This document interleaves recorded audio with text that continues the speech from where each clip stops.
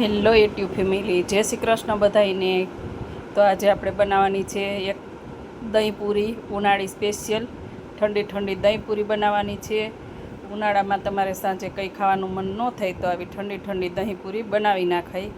તો ચાલો ચાલુ કરી. ચાલો આપણે પહેલાં તો મીઠી ચટણી બનાવી લઈ. તો મીઠી ચટણીમાં શું શું વસ્તુ જોયું બતાવતી જાઉં. આ 1 વાટકી ગોળ લીધો છે આપણે, વરિયાળીનો પાવડર છે, શેકેલા જીરાનો પાવડર છે, આમચૂર પાવડર છે 1 ચમચી, 2 ચમચી જીરાનો પાવડર ને 2 ચમચી વરિયાળી, અને 1.5 ચમચી આપણે કાશ્મીરી લાલ મરચું, એ મોળું હોય, ને સ્વાદ મુજબ મીઠું. તો આપણે પહેલાં તો એક તપેલીમાં હે ને 1 વાટકી ગોળ ઉમેરી દઈએ. 1 વાટકી ગોળ ઉમેરીને એની સામે આપણે 1 વાટકી પાણી ઉમેરવાનું છે. પછી બળી જાય પાણી એટલે એટલા માટે આપણે થોડુંક આટલું 2 ચમચી 3 ચમચી વધારે ઉમેરશું. આને આપણે ગરમ થવા મૂકી ગેસ ચાલુ કરી દીધું છે, અને આપણે મૂકી દીધું છે પેલું. અને જ્યાં પાણી ગરમ થાય ને, પાણી ઉકળે ને, તો આપણે એક મસાલાની પેસ્ટ બનાવી લઈએ.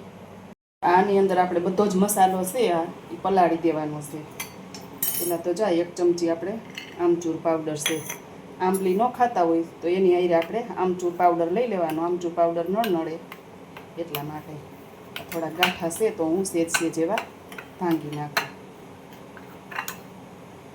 આને પલાળીને પેસ્ટ બનાવીને એટલે એનો સ્વાદ થોડોક વધારે આવે. હવે 1 ચમચી વરિયાળી પાવડર, 1 ચમચી શેકેલા જીરાનો પાવડર, અને 1.5 ચમચી છે એ આપણે મરચું છે. તીખું નથી, કાશ્મીરી છે. આપણે સ્વાદ મુજબ આપણે મીઠું ઉમેરશું. અને પલાળી અને પેસ્ટ બનાવી લઈએ.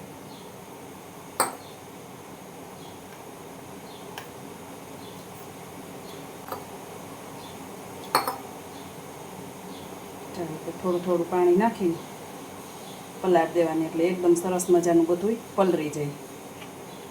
પેસ્ટ બનાવીને નાખો ને એટલે ઉમેરો એટલે બહુ જ સરસની ચટણી આપણી બને મીઠી. ગોળનું મૂક્યું છે આપણે, વચ્ચે વચ્ચે હલાવતા જઈએ.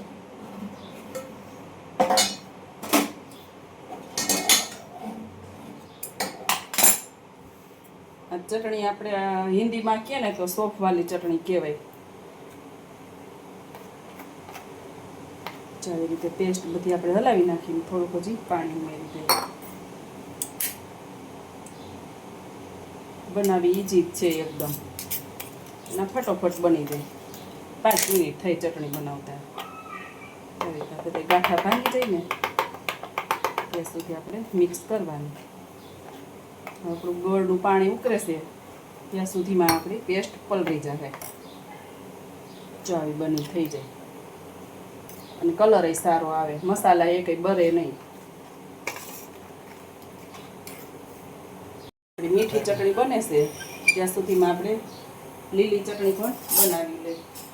લીલી ચટણીમાં જો મેં અત્યારે છે ને 1 વાટકી જેટલો ફોદીનો લીધો છે. ફોદીનો જાજો લેવાનો. 1 વાટકી ધાણા લીધા છે લીલા, 2-3 તીખી મરચી લીધી છે, 1 ટુકડો આદુ છે, અડધો લીંબુનો રસ છે. તો આપણે પહેલાં આની અંદર બધું મિક્સ કરી દઈએ. ફુદીનાની આ લીલી ચટણી તો આની અંદર ખાસ હોય, કેમ કે આ દહીં પૂરી છે એટલે.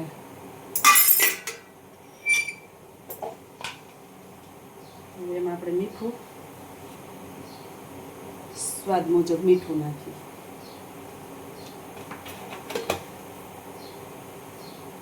અડધા લીંબુનો રસ ઉમેરીએ.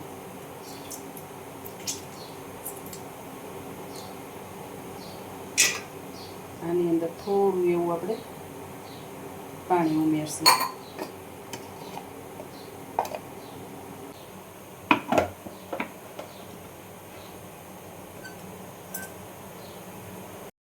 જો આપણી પેસ્ટ બનીને તૈયાર થઈ ગઈ છે લીલી ચટણી. હવે આને આપણે એક વાટકામાં લઈ લઈએ.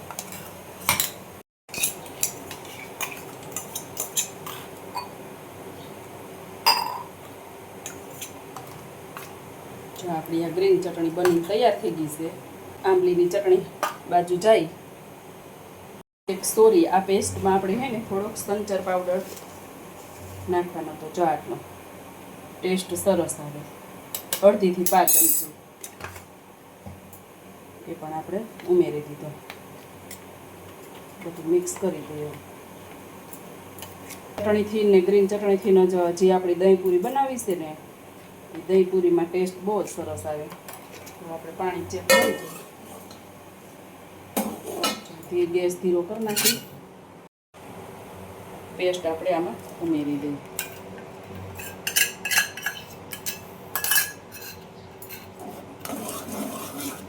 અને એકદમ ઘટ થાય ત્યાં સુધી ચટણીને આપણે થવા દઈએ. અને બધો મસાલો અંદર એકદમ મિક્સ થઈ જાય અને મસાલો સરસ પાકી જાય ને ત્યાં સુધી આપણે ઉકાળવાનું. ચટણી એકદમ સરસ ઘાટી મીંડી છે થવા અને સુગંધ પણ બહુ જ મસ્ત આવે છે. સંચળ પાવડર, શેકેલા જીરાનો પાવડર અને વરિયાળી એકદમ સરસ ચટણી બને. 2 મિનિટ આપણે રહેવા દઈએ. જો આપણી ચટણી બનીને તૈયાર થઈ ગઈ છે. આટલી ઘટ થવા દેવાની. ગેસ બંધ કરી દઈ અને આપણે એક વાટકામાં લઈ લઈએ. જો આપણી આ મીઠી ચટણી બનીને તૈયાર થઈ ગઈ છે અને આપણે લીલી ચટણી પણ બનીને તૈયાર થઈ ગઈ છે. હવે આપણે બનાવી લઈએ મીઠું દહીં. મીઠું દહીં બનાવવા માટે મેં આટલું દહીં લીધું છે અને 1 થી 1 ચમચી 1.5 ચમચી જેટલી ખાંડ લીધી છે. તમારે જેટલું દહીં મીઠું બનાવવું હોય એટલું. અને આપણે ચટણી ભેગી મીઠી છે એટલે થોડુંક દહીં ઓછું મીઠું બનાવશું. અને આપણે સ્વાદ મુજબ મીઠું. અમારે સિંધાલું મીઠું છે એટલે થોડુંક મોરું હોય. હવે આપણે 1 ચમચીથી જેટલી ખાંડ ઉમેરશું. દહીં આપણે એકદમ સરસ મજાનું મોરું છે. હવે આને આપણે એકદમ મિક્સ કરી દેવાનું.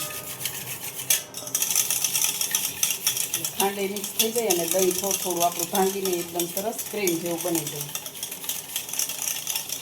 અને ખાંડી સાથે મિક્સ થઈ જાય અને ઓગળી જાય ખાંડ પણ.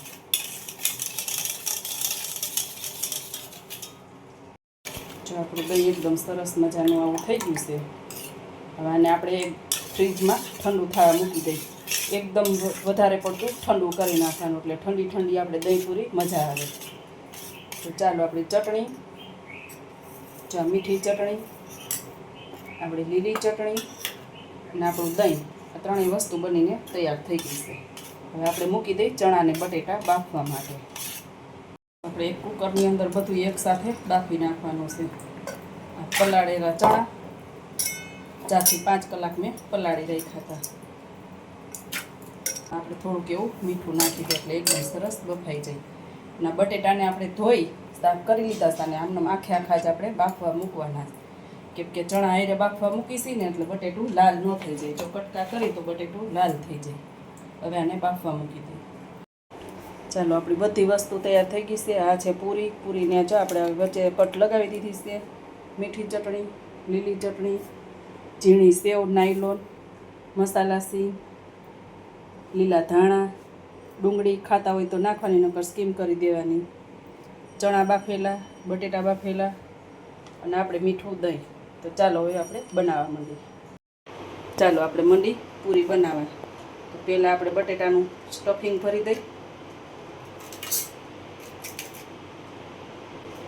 હવે આમાં આપણે ચણા મૂકી દઈએ. આપણે મીઠી ચટણી,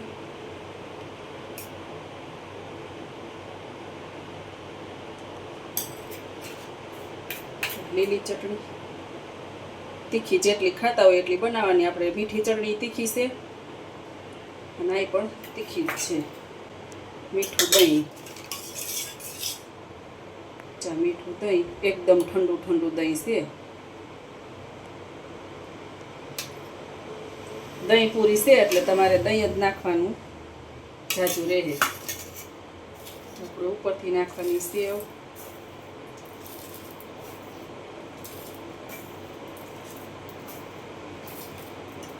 ઉપરથી ડુંગળી નાખવાની. ભાવતી હોય તો નાખવાની, નકર સ્કીમ કરી દેવાની. ઉપર આપણે સિંગદાણા નાખવાના, લીલા ધાણા, પાછી મીઠી ચટણી, પાછી લીલી ચટણી અને પાછું એકદમ ઝાઝું એવું લબાલબ દહીં. દહીં પૂરી છે એટલે તો દહીં જાજુ જોઈએ ને.